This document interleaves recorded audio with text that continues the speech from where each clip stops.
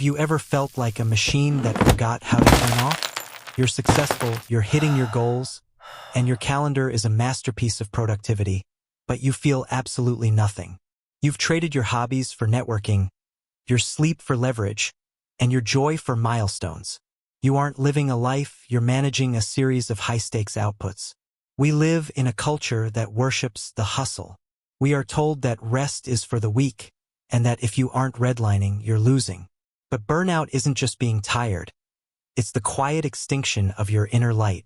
It's the moment you realize you've climbed to the top of the mountain only to find you're too exhausted to look at the view. This is the story of Raymond, a man who was so focused on winning at life that he forgot to actually have one. He treated his body like a battery to be drained and his mind like a processor to be overclocked, until the day the system finally crashed. If you've ever felt like your success is a cage built from your own hard work, this story is for you. It's time to learn that you aren't a human doing, you're a human being. Raymond's day did not begin with the sun. It began with the clinical vibration of a haptic alarm at 4:15 a.m. Within seconds, he was upright, his feet hitting the cold floor with the precision of a soldier. He lived his life in the redline rhythm, a state of constant high-velocity output where every second was a resource to be harvested. By 4:30 a.m., he was submerged in a chest-deep tub of ice water, his jaw clamped shut against the shock. He didn't do it for the health benefits anymore. He did it to prove to himself that he could still dominate his own biological impulses. He was a high-performance engine, and he treated his body like a machine that required constant, aggressive maintenance to stay at the front of the pack. His morning was a blur of biohacked efficiency. He drank a slurry of supplements while reviewing the overnight markets, his eyes darting between 3 different screens. There was no room for lingering or reflection. Even his breakfast was weighed to the gram, a fuel source designed for cognitive endurance rather than pleasure. To Raymond, a meal that took more than 10 minutes to consume was a failure of time management. By the time the rest of the city was hitting snooze, Raymond had already answered 40 emails, finished a high-intensity workout, and drafted a quarterly strategy. He was winning. He was ahead. He was the personification of the grind set that thousands of people followed online. But beneath the polished exterior, the engine was beginning to smoke. It started as a faint, persistent tremor in his left hand that only appeared during the quiet moments between meetings. Then came the gray fog, a sudden, terrifying moments where he would be mid-sentence in a boardroom and completely lose the thread of his own thought. He would mask it with a cough or a sip of water, his heart hammering against his ribs like a bird trapped in a cage. He was redlining, pushing the needle into the danger zone for so long that he had forgotten what a resting state felt like. He dismissed the exhaustion as the price of greatness, ignoring the fact that his coffee intake had tripled and his ability to feel genuine joy had evaporated. He was successful, efficient, and admired, but he was also hollow. He was a man who had optimized his life so thoroughly that there was no room left for the person actually living it. He was a ghost driving a luxury car, accelerating toward a destination he was too tired to name. The law of physics began to catch up with Raymond's ambition in the form of a cruel, invisible ceiling. He increased his output, cutting his sleep from 5 hours to 4, then 3, convinced that sheer volume would compensate for the growing numbness in his brain. But the math of the grind set was failing him. He was spending 16 hours a day at his desk, yet the high-level strategic breakthroughs that once came to him with effortless clarity were now replaced by a sluggish, muddy, repetitive motion. He was like a world-class swimmer trying to race through a pool of thickening molasses. More effort was yielding less distance. The diminishing return wasn't just professional. It was emotional. Raymond found himself sitting in high-stakes negotiations, watching the lips of his clients move, but the significance of the millions of dollars on the table felt as distant as a star in a far-off galaxy. He could run the numbers, he could recite the talking points, but the why had vanished. He was a master of the how, a technician of his own life who had lost the ability to care about the outcome. He felt a profound sense of detachment, as if he were watching a movie of a successful man named Raymond rather than actually being him. He would look at his bank balance or the awards on his wall and feel nothing but a cold, clinical recognition of data. The fire that had once fueled his late-night sessions hadn't just gone out. It had left behind a bitter, suffocating ash. He tried to optimize his way out of the slump. He bought more expensive bio-tracking rings, switched to a more aggressive stimulant profile, and scheduled his leisure time in 15-minute increments to ensure he was resting effectively. It was a paradox. He was working harder at relaxing than he was at working, yet he felt more brittle with every passing hour. His irritability grew into a sharp, jagged edge, fraying his relationships with the few people who still tried to reach him. When his brother called to talk about nothing in particular, Raymond checked his watch, his foot tapping a frantic rhythm. He didn't have time for nothing. He didn't realize that nothing was exactly what his soul was starving for. He was a high-performance machine redlining in neutral, burning an incredible amount of fuel, making a deafening noise, but ultimately staying exactly where he was. The crash didn't happen in the quiet of his bedroom. It happened in the glass-walled theater of his greatest ambition. Raymond was standing at the head of a mahogany boardroom table, halfway through a pitch that was supposed to secure his legacy. He reached for a data point, a number he had memorized weeks ago, but the mental file was gone. In its place was a terrifying, static hum. He felt the air in the room turn to liquid, heavy and impossible to breathe. The faces of the executives began to blur into pale, indistinct ovals, and the high-definition world he had navigated so sharply suddenly lost its signal. His body, which he had treated as a mere vessel for his intellect, finally staged a coup. The great system crash began with a cold, metallic taste in the back of his throat and ended with his knees buckling beneath him. As he slumped into his chair, his vision tunneled until the only thing visible was the blinking green light of a colleague's recorder. A mocking heartbeat for a man whose own heart was skipping beats in a frantic, irregular rhythm. He tried to speak, to offer a polished apology or a witty deflection, but his jaw felt locked by a profound, neurological exhaustion. The engine hadn't just smoked, it had seized. He was rushed to the hospital, the siren's wail a jarring contrast to the silence in his mind.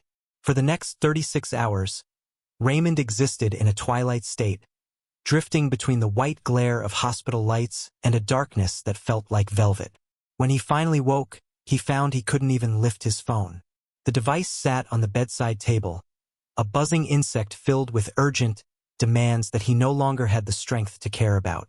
The doctor spoke of adrenal fatigue, of cortisol levels that were off the charts, and of a nervous system that had been held in a fight-or-flight grip for so long it had forgotten how to function. For a man who defined himself by his agency, the helplessness was a special kind of hell. He lay there, watching the drip of the four, realized that his hustle had been a slow-motion suicide. He had spent years ignoring the warning lights, taping over the gauges, and demanding more from a machine that was screaming for oil. Now, the silence he had avoided for a decade had finally caught him. He wasn't a high performer anymore. He was a human being at a total standstill, forced to confront the terrifying reality that without his productivity, he had no idea who was left behind in the wreckage. The first week of recovery felt less like a vacation and more like a detox from a powerful drug. Raymond sat on a worn wooden bench in a park 3 blocks from his apartment, a place he had driven past 1,000 times but never entered. His instructions from the specialist were simple and, to Raymond, excruciating. Sit for 1 hour. No phone, no podcasts, no strategic thinking. Just the bench, the air, and the terrifying expanse of his own undirected mind. For the first 20 minutes, his skin crawled. His fingers twitched toward his pockets, seeking the dopamine hit of a notification, and his brain frantically tried to categorize the passing pedestrians into market demographics. He was a thoroughbred horse being forced to walk in a slow, aimless circle, and the boredom felt like a physical weight pressing against his chest. But as the days bled into a second week, the art of doing nothing began to reveal its hidden architecture. He started to notice the granular details of a world he had previously viewed only as a blur outside a tinted window. He watched the way the wind moved through the leaves of an oak tree, not as a variable in a weather report, but as a shifting pattern of silver and green. He spent an entire afternoon watching a spider construct a web on his balcony, mesmerized by a pace of life that didn't demand an immediate return on investment. The silence, which had initially felt like a void, began to feel like a reservoir. He was relearning the forgotten language of his own senses, discovering that boredom was not a waste of time, but the fertile soil in which a soul actually grows. This period of forced stillness was a painful stripping away of his optimized ghost persona. Without his titles, his targets, and his grueling schedule, Raymond was forced to confront the quiet, unpolished version of himself he had abandoned in his 20s. He realized that for years, he had been running not toward success, but away from the fear of being ordinary. Resting wasn't just about recharging his battery to go back to the grind. It was about realizing that his value wasn't tied to his voltage. He began to find a strange, rebellious pleasure in the unproductive. He sat in a coffee shop and watched the rain for 2 hours without taking a single note. He slept until his body naturally woke up, feeling the sunlight on his face without the jolt of a haptic alarm. He was learning that a life without output wasn't a failure. It was the only place where he could finally hear the sound of his own breath. When Raymond eventually returned to the world of business, he didn't return as a machine. He returned as a gardener.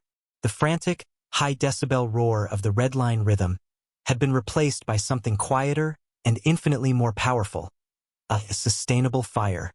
He no longer viewed his life as a series of sprints to be won, but as a long-term ecosystem to be tended. He still possessed the same keen mind and the same sharp ambition, but the fuel was different. He had traded the volatile, high-octane desperation of the hustle for a steady, rhythmic pulse that prioritized presence over sheer volume. He worked fewer hours, but the hours he gave were focused, deep, and brilliant, unpolluted by the static of 1,000 distractions. He established boundaries that once would have seemed like professional heresy. His phone was silenced after dinner. His weekends were reclaimed as sacred territory for the nothingness that now fed his creativity. He learned to work with the seasons of his own energy rather than fighting against them. On days when the fog returned, he didn't reach for another stimulant. He reached for his coat and walked until the clarity returned on its own terms. He discovered that by respecting the off switch, the on switch became more luminous. His team noticed the change. They saw a leader who was no longer a frantic ghost haunting the halls, but a man who actually looked them in the eye, listened to their words, and led from a place of grounded strength.